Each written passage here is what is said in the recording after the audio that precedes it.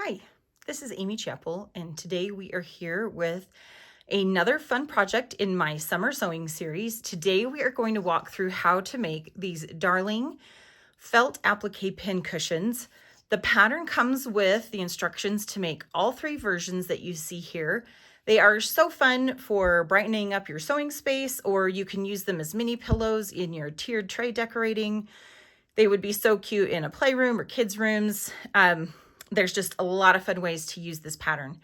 So I am showing here kind of a fun, unique, different colorway. I'm calling it my summer rainbow colorway.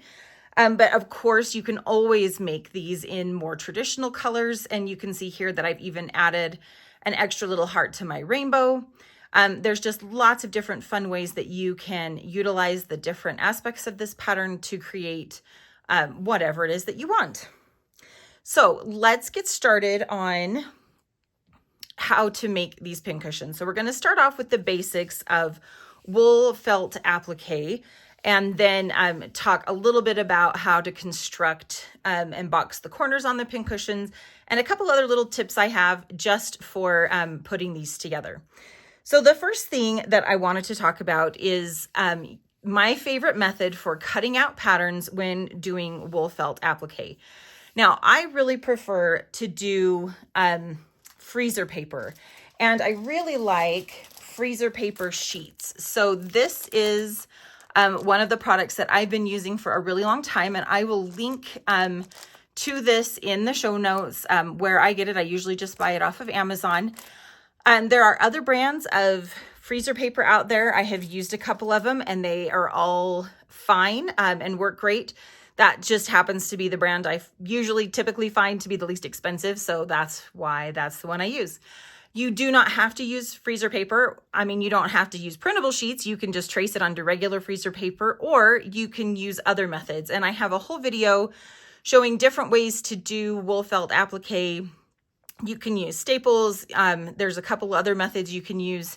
And so I will also link to that one in the show notes. So for now, we're just going to go over how to use the freezer paper.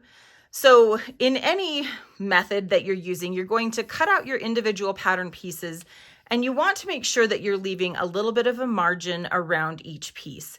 Like we said in the raw edge applique video for our sand dollar coasters, which was last week's project, and I will link to that also in the notes. It's just easier to cut on the line rather than next to the line. So whenever you're doing this, give yourself a little bit of a margin. And then when you're using freezer paper, one side has a waxy side to it, and then the other side has a rough paper side. So you'll trace or print your pattern onto the paper side, and then you'll take your waxy side and put that side down against your felt. You're going to use a warm iron, so a wool setting typically with no steam, and you just need it for a couple of seconds. It just heats up that wax a little bit and adheres it to your felt. Then you'll want to use a pair of scissors and just cut out right along that line. Like you can see here, I've got it all cut out. And then all you have to do is just pull that freezer paper away from the felt. And it's just as easy as that. You know, you have your pattern piece cut out and ready to go. So once you have all of your pattern pieces ready to go, the next thing that we're going to do is position them onto our fabric. So in the pattern, it tells you what size to cut the fabric for which pin cushion you're going to do. Now, one thing to keep in mind, obviously this is your project, you can do what you want, but keep in mind that you will have a seam allowance on each of your pin cushions. And if you're doing like this flower one, you're even boxing the corners a little bit, so you even lose a little bit more surface area on your fabric piece than this rainbow one. So just keep that in mind as you're positioning it. If you want to try to do it off center or whatever, just keep in mind you will lose some area due to your seam allowances. So I like to try to center it a little bit. And then one other little thing I wanted to point out is that you have some curve to your pin cushion here. So when you stuff it and stuff, you add some curve, and so you lose some of the look, you know, especially like your cloud. It's not caught in my seam allowance at all, but you just lose it to the curve of your pillow. So that's also something to keep in mind, especially on like this rainbow one, if you want to see more cloud or less cloud, if you want your rainbow to kind of spill off the top, or if you want to make sure all of your layers are in the top. So typically what I do is I fudge my cloud a little lower and leave myself a little more room at the top, because I want to make sure that I see all of the rainbow, and then the cloud, it's okay if the bottom of the cloud just disappears into that curve.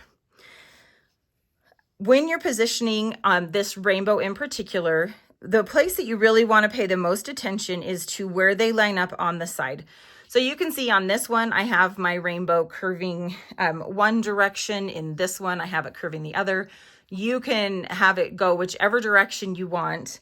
But whichever way you're going, you want to make sure that this edge lines up, because that's the side that's going to be exposed and you're going to see it. So I try to make sure that they are all as even as I can get them, and that all of the colors are touching right up next to one another.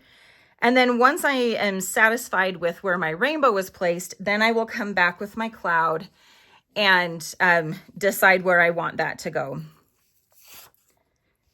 So sometimes what I'll even do is I will put it up a little bit higher so that it's just barely at the bottom of my of the edge of the rainbow that you can see here, so that I can see more of my cloud. Once I have my rays, the colors of my rainbow in place, then what I like to do is use a little bit of glue, and I'm just using a washable school glue stick, and I will fold down one layer, and I'm going to add just a couple of tiny little bits of glue. I don't even know if you can see those on there. And then I'm going to carefully lay it back right where it was so that it lands right in the position. You don't need very much glue. It's just to basically tack it into place. You could also use some really loose running stitches with a needle to do this, but somehow you want to make sure that you have your felt pieces in place where you want them so that you can get everything lined up. I have tried to stitch this without doing this, and they always end up shifting as you're stitching and that kind of thing. So in order to get the final look as clean as you want to make sure that you go through. And again, I just add a little 2 or 3 dots of glue. And you see that I'm leaving this end under the cloud loose as I do this. And I'll take you to the next step and show you why I do that here in this next step. Okay, so in this one, I have all of my colored rows tacked down, and now I'm going to decide where I want my cloud, but there can be a little bit of shadowing of the colors of the rays underneath your cloud, depending on how dense your felt is that you're using. You may just see a little bit of shadowing under there. So sometimes what I will do is I will kind of position my cloud where I want it to be. Then I'm going to take my little sharp scissors, and I'm going to put my finger down right at the top where the cloud meets the colors here. And then I'm going to flip up my cloud, the cloud, using my finger kind of as a hinge. And I'm just going to kind of trim that colored row from underneath there so that there's not so much color underneath. Now, I don't want to trim it right to the top of my cloud because I still want to be able to keep all of the ends of these colored rays tucked underneath the cloud, but I don't necessarily want the lines going all the way through. So again, I'm going to just move over to the next color. I'm going to use my finger to kind of hinge that into place, lift up my cloud, and then I'm just going to trim away that little bit of extra color. And I will repeat that for all of the different colors. And then once I have them all trimmed from underneath the cloud, I will again use my glue stick to tack down the cloud and keep it in place while I stitch. Once you have all of your applique in place where you want it, then the next step is to stitch down all of your felt colors. So I will use one strand of a coordinating floss, or you could just use thread if you want, and I will stitch them down. So in this one, see if I can get it close enough that you can see, I used a whip stitch that went off the edge all the way around each of them, and that gives it really kind of a fun, tidy look to it. Or the other option is to do just a little running stitch, and you can see that I have done little stitches all the way around the edge. I find that the running stitch is a little bit faster than the whip stitch, but they are actually both great choices for this. So let me show you really quick to do the running stitch. I will just start and come up from underneath right where my cloud meets my first color, and I will start either at the red or at the teal on this one, or your big or your little end, because you want to make sure that you're keeping your felt really close together. So it's easier if you just start at one end, and then you can kind of keep just fudging those layers. They should be tacked in place, but there's still a little bit of movement because we didn't use a ton of glue here. And then to do the running stitch, I have a knot in one end, and it's just up and down as you move around your fabric here. And I just try to keep my stitches parallel to the edge of the felt. I try to keep my stitches about the same size and about the same distance apart. But again, this is all hand sewing, and so the point of hand sewing is to, there's just going to be a little bit of difference there. For the whip stitch, I'll see if I can show you a little closer here. You're going to decide how wide you want your stitch to come into your felt here. And then you're going to take your stitch off of the edge so that it is perpendicular to where your stitch came out, and bring it down. And then you can see that I have that little stitch. I don't know, maybe you can't see. It's right here coming off of the edge. So let me show you on this one a little bit lighter. So you can see all of these stitches. Now, again, the trick with both of these stitches is you're trying to keep the length of your stitch and the space between your stitches as even as possible. That's really the goal you're going for. You can choose if you want a bigger stitch or a smaller stitch, but just trying to keep them as uniform as possible is going to give you the best finished result. Once you've gone through and you've stitched all of your felt down into place, then we're going to start assembling our pincushion. For this rainbow pincushion, you're going to take 2 pieces of fabric. You're going to put them right sides together, sew all the way around, leaving an opening in the bottom. Use your 1/4 inch seam allowance. Once you've sewn it, back stitch at the beginning and ending of your stitching, clip your corners, and turn it right side out. For your square or rectangular ones that have these boxed corners, you're going to put the 2 pieces right sides together, and then you're going to, again, sew around all 4 sides, leaving an opening for turning. So I have an opening right here at the bottom. And then what you're going to do is you're going to mark a 1/2 inch square at each corner of your pincushion. And then you're going to take some scissors and you're going to cut out that corner. So I'll just show you here. And you want to make sure that you aren't cutting too far past your line here. So then once you have all of your corners cut out, you're going to start at one corner and you're going to pull this cut corner here away from the cut corner on the other side. So once you pinch them and pull those 2 corners out, you can see that it creates a straight line on the end of your corner here. Then you're going to take your seam allowances, slide these out of the way so we can get a little closer to the camera. We're going to push our seam allowances in opposite directions. So I already have this corner sewn here, and you can see my seam allowance is going this way. So I'm going to push this seam allowance in that same direction so that this is flat and not twisted. And then on the opposite side, I'm going to push this seam allowance the opposite way. And then I'm going to kind of slide them until they are right up butting next to one another and nesting, as we call it. And you'll see that, again, I have that straight edge at the top right here. I will pin into place right where those 2 seams meet.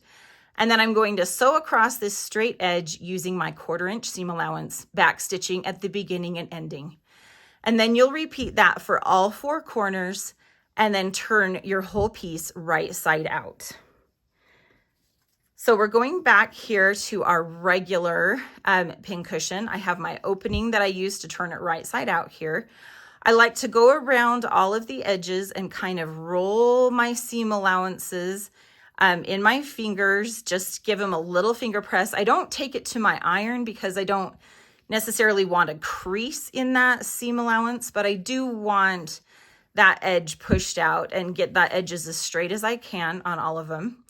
And then it's time to stuff it. And I just like to use polyester stuffing for these, but you can use crushed walnut shells or whatever your favorite method is for filling your pincushions. One thing I will say though is because I like to use the polyester stuffing, it makes the pincushions really light. Sometimes they're so light that when I go to pull a pin out, the whole pincushion comes with it. So what I have done is I take a couple of pieces of scrap fabric. Usually I like to use just white so it doesn't shine, shadow through any of my fabrics. And I just make a little rectangle. So this one is about 2 inches by 3 inches, and I sew around 3 sides. I fill it with some rice, and then I sew the other end closed. And this just gives a little bit of weight to my pincushion without the whole thing having to be really dense and heavy. So what I'll do is I'll take my little bean bag here that I've made with rice, and I'm going to just ease it into my pincushion.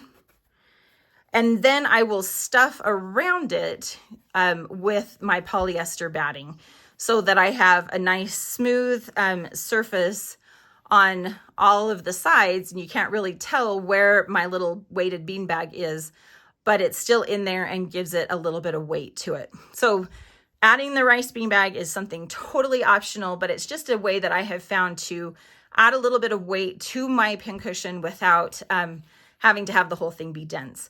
Now, if you are going to be using these as mini pillows, say in a tiered tray or something, you may want to keep that in consideration, especially if you do use this bean bag and decide where you want to put it. So if I wanted to have this standing in my tiered tray or something, I may want to make sure that I put that beanbag in last so that that weight is towards the bottom, and then it's going to sit a little bit better.